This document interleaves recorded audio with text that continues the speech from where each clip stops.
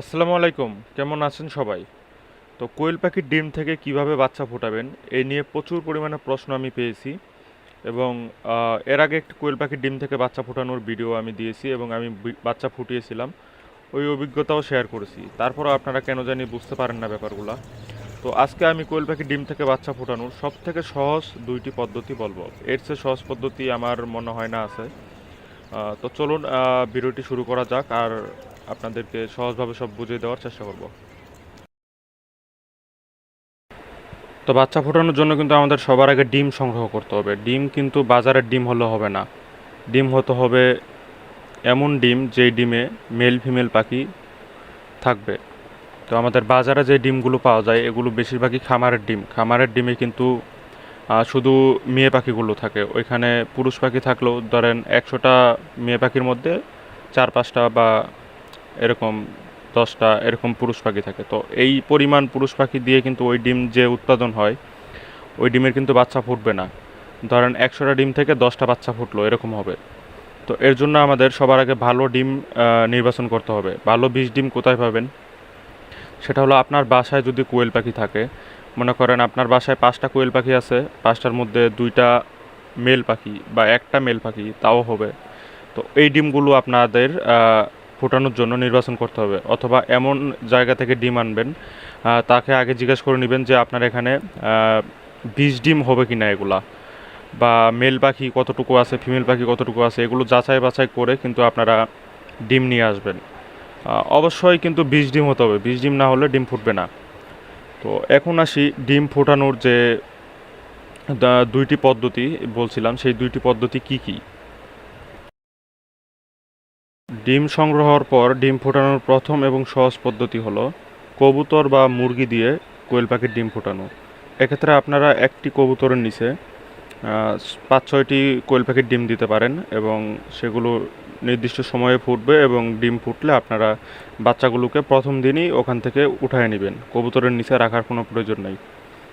তো এই বিষয়ে অনেক ভিডিও আছে ইউটিউবে, আপনারা ওগুলো দেখলে অনেক সহজে বুঝতে পারবেন, কারণ আমি এই কবুতর বা মুরগিতে কখনো ডিম ফোটাইনি। আপনাদের শুধু জানানোর জন্য শেয়ার করতেছি যে সহজ পদ্ধতিগুলো কি কি। তো মুরগির ক্ষেত্রে আপনারা একটি মাঝারি সাইজের মুরগিতে 50টি বা 40টি বা 30টি ডিম দিতে পারবেন। 30 থেকে 50টি ডিম দিতে পারবেন। তো এর মধ্যে সবগুলো ডিম হয়তো ফুটবে না, কিন্তু ভালো একটি রেজাল্ট পাবেন এবং সহজ পদ্ধতি। আর দ্বিতীয় যেই পদ্ধতি হলো সেটি হলো ইনকিউবেটর, ছোট সাইজের ইনকিউবেটর। ককশিটের অনেক ছোট ছোট ইনকিউবেটর পাওয়া যায় 1000, 1500, 2000 টাকার মধ্যে। তো ওই ছোট ছোট ইনকিউবেটরগুলো দিয়ে আপনারা খুব সহজেই অনেকগুলো কোয়েল পাখির ডিম ফোটাতে পারবেন, যেটা আমি করেছিলাম। তো আমার ডিম ফোটানোর যেই পদ্ধতিটা ছিল সেই পদ্ধতি আপনাদের সামনে এখন শেয়ার করব।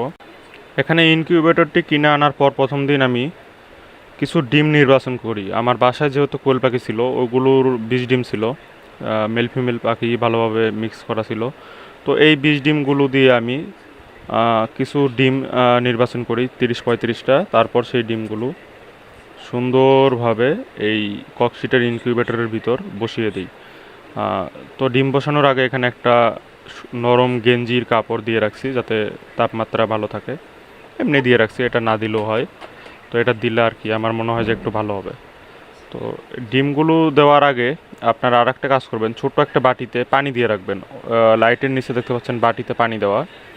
তো তারপর এই ডিমগুলোতে মার্কার দিয়ে লিখবেন, মার্কিং করবেন, কারণ এই ডিমগুলো কিন্তু আমাদের উল্টিয়ে উল্টিয়ে দিতে হবে। এটা ম্যানুয়াল ইনকিউবেটর, হাতে ডিমগুলো উল্টাতে হবে, তাই মার্কিং করে রাখবেন ডিমগুলোতে, যাতে আপনারা মানে মনে করেন মার্কিং করা সাইড একবার উপরে রাখলেন আর একবার মার্কিং ছাড়া সাইডটা একবার উপরে রাখলেন। এইভাবে ডিমগুলো উপর নিচ করে করে উল্টাতে হবে।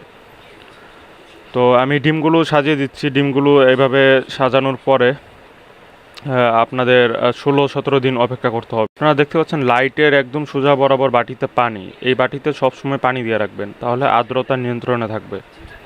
আপনারা আর্দ্রতা মূলত 75, 70, 60 এগুলোর মধ্যেই সবসময় রাখতে হবে।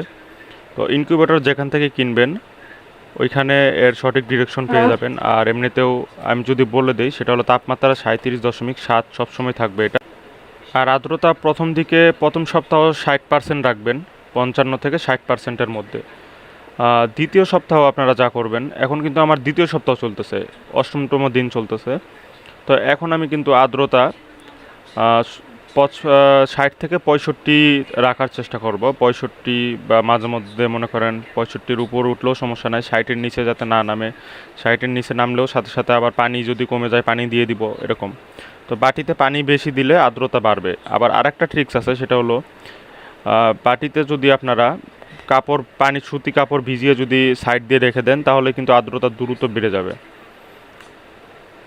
তো এখানে কিন্তু আমার 14 দিন চলতেছে। এখন 14তম দিনে আমি আর্দ্রতা এখন রাখবো 70, 65 থেকে 70-এর মধ্যে।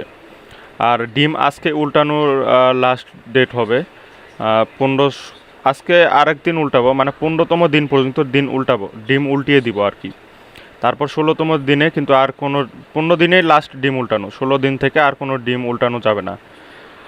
তো 16তম দিনে কিন্তু বাচ্চা ফুটে যায় অলরেডি, এই যে দেখতে পাচ্ছেন বাচ্চা ফুটে বের হচ্ছে ধীরে ধীরে। তো এই ভিডিওটি আমার আগের করা, যেহেতু আমি তারপর আপনাদের বোঝানোর চেষ্টা করতেছি এই বিষয়টা। তো এখানে কিন্তু 16তম দিনে আমার সবগুলো বাচ্চা ফুটে বের হয়ে গেছিলো। তো 16তম দিনে রাতে আমার অর্ধেক বাচ্চা ফুটেছিল, আর 17তম দিনে সব বাচ্চা ফুটে ক্লিয়ার। তো এখানে আমার 3টা ডিম নষ্ট হয়, এতগুলো ডিমের মধ্যে 3টা ডিমের মধ্যে বাচ্চা মারা যায় কোনো কারণে। হয়তো আর্দ্রতা কম বেশি ছিল, ডিমগুলো সাইডে ছিল হয়তো। তো আপনারা কিন্তু মাঝখানে সাইডের ডিম মাঝখানে আনবেন, মাঝখানের ডিম সাইডে আনবেন, এগুলো করবেন মাঝে মধ্যে, যেহেতু এটি ম্যানুয়াল ইনকিউবেটর, সব কিছু হাতে কন্ট্রোল করতে হয়। তবে এই পদ্ধতিটা একদমই সহজ এবং এতে রেজাল্ট ভালো পাওয়ার সম্ভাবনা সবথেকে বেশি। তো আপনারা অবশ্যই যখন ইনকিউবেটর কিনবেন তখন আমাকে নক করতে পারেন ফেসবুকে মেসেঞ্জারে, কারণ আমার ডিসক্রিপশনে ফেসবুক আইডি লিঙ্ক দেওয়া থাকবে। আর এমনি তো ইউটিউবে প্রচুর ভিডিও পেয়ে যাবেন আপনারা। এই যে এইভাবে কাপড় ভিজিয়ে যদি আপনারা সাইডে দিয়ে রাখেন, বাটিতে যে আমি কাপড় ভিজালাম, এইভাবে কাপড় ভিজিয়ে যদি আপনারা রেখে দেন, তাহলে কিন্তু আর্দ্রতা বেড়ে যাবে। আমার এখন আর্দ্রতা 70-75 এরকম রাখতে হবে, কারণ এখন ডিম ফোটার টাইম, হ্যাচিং টাইম। তো এখন আর্দ্রতা কম পেলে কিন্তু বাচ্চা ফুটবে না, ডিমের ভিতর বাচ্চা মারা যাবে।